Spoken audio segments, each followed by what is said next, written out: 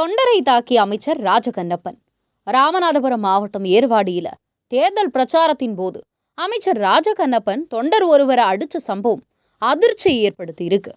ஏர்வாடி தர்கா முன்பு இந்திய யூனியன் முஸ்லீம் லீக் வேட்பாளரான நவாஸ்கனியை ஆதரிச்சு அமைச்சர் ராஜகண்ணப்பன் வாக்கு சேகரிப்புல ஈடுபட்டாரு.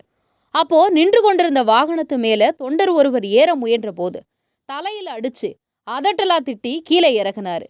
இந்த வீடியோ தற்போது வெளியாகி அதிர்ச்சியை ஏற்படுத்தி இருக்கு.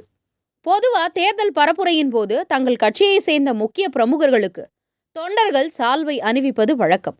ஆனா இத கூட பொறுத்துக்க முடியாம அமைச்சர் ராஜகண்ணப்பன் செய்த இந்த செயல் அநாகரிகமானதுன்னு அங்க இருந்த மக்கள் சொல்லியிருக்காங்க.